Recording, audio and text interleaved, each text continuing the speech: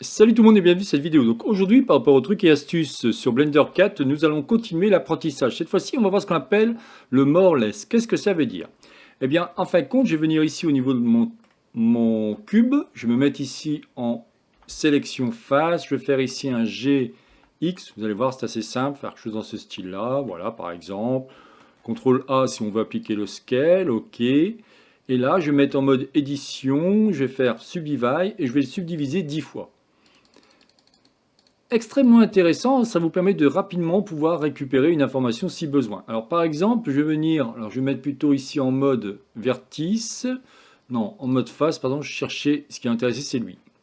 Vous le retrouvez ici, quand vous allez dans Select, et vous l'avez ici, More, Less, vous avez More et Less, contrôle plus ou contrôle moins. Qu'est-ce qu'il fait? Eh bien, en fin de compte, par rapport à une face, vous allez voir qu'il va vous faire automatiquement un tour, voyez? Il remplit automatiquement. Et si vous avez pris le bon endroit, vous pouvez faire ce genre de choses. Extrêmement intéressant, par exemple, si vous souhaitez faire une moitié de... Alors imaginons, moi, ce cube-là, je vous mets quelque chose de très simple, bien entendu. Hein. Je viens ici, je vais me mettre, pourquoi pas, allez, on va dire un bleu, comme ça, ok. Là, je vais cliquer sur le plus. Ici, je vais venir pour mettre, pourquoi pas, un rouge. Allez, quelque chose comme ça, ok. Je me mets en mode édition. Si je viens ici, je fais Assign. Dès que je vais mettre ici en mode couleur, vous voyez qu'on va avoir quelque chose comme ça. Donc très rapidement, vous voyez, par exemple, quand je vois ça, ça me fait penser un petit peu à une gomme. Très rapidement, on s'aperçoit qu'on va pouvoir sélectionner différents types de formes. Bon, comme je vous ai dit, ce qui est intéressant, c'est que quand vous allez cliquer comme ça, si vous faites CTRL+, vous allez faire directement, vous voyez, ça c'est vraiment sympa.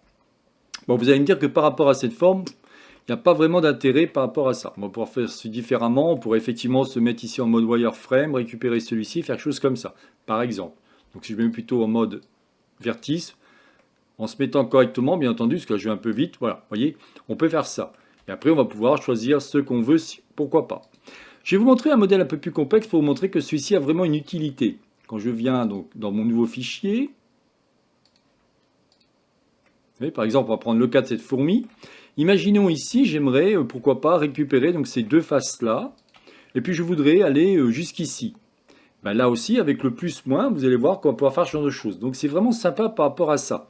On peut le faire sur n'importe quoi. Hein. Là, si je me mets par exemple en mode wireframe, je veux récupérer juste lui. Je peux mettre pourquoi pas en vertice si je veux. Hein. Aucun problème. Et je fais un CTRL+, et vous voyez que d'un seul coup, on va pouvoir sélectionner la partie qui m'intéresse. Bien entendu, ça dépend aussi de votre topologie, comment elle sera. Si vous avez une topologie qui est un petit peu triangulée, ça va être compliqué. Il faut plutôt que vous ayez une topologie qu'on appelle en quadrangle. Mais vous voyez que rapidement, on va pouvoir faire ce genre de choses. Si je veux m'arrêter à cet endroit-là, aucun problème. Voilà donc ce que je voulais vous expliquer au niveau de l'option qu'on appelle More Less. Vous les retrouvez ici. Vous allez dans More et vous avez ici More et Less. Voilà, bah écoutez, j'en dirai pas plus par rapport à cette vidéo. C'est donc la chaîne Blender pour tous, réalisée par Jean-Michel. Si vous avez aimé cette vidéo, n'oubliez pas de liker ou tout simplement vous abonner à ma chaîne. Je vous souhaite une excellente journée et à la prochaine vidéo. Bye bye.